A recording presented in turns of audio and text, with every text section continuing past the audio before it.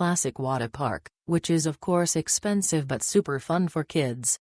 Only tourists of course, unlike water parks in, for example, Italy, mostly Russians, who crowd the queues, Australians, Indians and some Scandinavians and a few from the Middle East.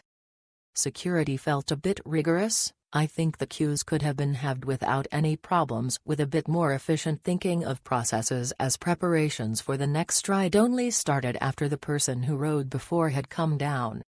Slightly unclear weight limits, and you had to weigh yourself quite often regardless of how much or little you weigh, and also a bit of arbitrariness there. You should be prepared to stand in line in the sun for longer periods, as the queues can take 10 to 45 minutes, so a high sun protection factor is appropriate.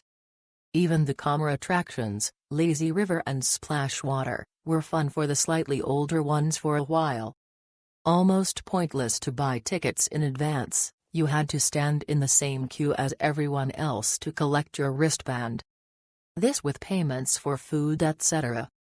Via bracelets, however, is poorly thought out, but a good idea from the start.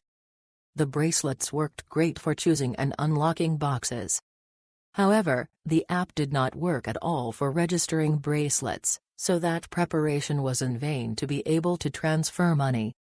Better to load the one that is going to shop with a large sum, exorbitant prices of course, like 65 Swedish kroner for a scoop of ice cream, and then you get back the amount you did not spend in cash on the way out at the end of the day. A convenient way to exchange, or launder, money by the way, as you load with a card and get back cash. Furthermore, you constantly got a lot of receipts for everything you bought, so the idea that you just swipe and pay without needing a wallet or the like is funny, and you should of course have received receipts digitally and or been able to bring them printed at the end of the day instead if necessary. Because who saves receipts from a lunch at a water park? The slides/attractions themselves are fun, and if your child hasn't visited a playland, it's worth a few thousand SEK for a day.